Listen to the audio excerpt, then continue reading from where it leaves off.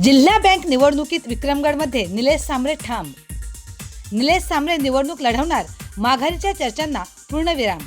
इतर मागासवर्गातील सदस्य मतदारसंघातून उमेदवारी, शिलाई मशीन या चिन्हावर निवडणूक लढवणार।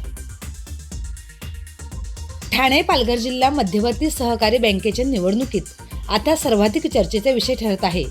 शिवसेना उपनेते निलेश सांबरे उमेदवारी मागे घेण्यासाठी अनेक स्तरांवर प्रयत्न झाल्याची चर्चा असतानाही सांबरे यांनी माघार न घेता निवडणुकीच्या मैदानात ठामपणे उभे राहण्याचा निर्णय घेतला आहे। त्यामुळे संपूर्ण निवडणुकीचे चित्रच आता बदलले आहे।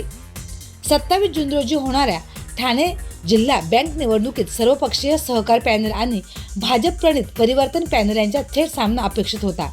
मात्र निलेश सांबरे यांच्या उमेदवारीमुळे विक्रमगड मतदारसंघातील लढत अधिकच रंगतदार बनली आहे।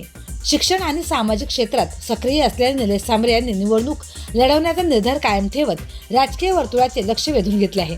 त्यांच्या या निर्णयामुळे आता पारंपरिक राजकीय समीकरणांना धक्का बसण्याची शक्यता व्यक्त केली जात आहे। निवडणुकीत अनेक जागा बिनविरोध झाल्या असल्या तरी निलेश सांबरे यांच्या मतदारसंघाकडे संपूर्ण जिल्ह्याचे लक्ष लागून राहिले, कारण ही लढत केवळ उमेदवारांमधली नसून राजकीय प्रतिष्ठेची देखील बनली आहे। निलेश सांबरे यांच्या उमेदवारीचा फायदा कोणाला होणार आणि फटका कोणाला बसणार याचे उत्तर आता मतदान आणि मतमोजणीनंतरच स्पष्ट होणार आहे। मात्र एक गोष्ट निश्चित आहे, ठाणे जिल्हा बँकेच्या निवडणुकीत निलेश सांबरे हे नाव सध्या चर्चेच्या केंद्रस्थानी आले आहे।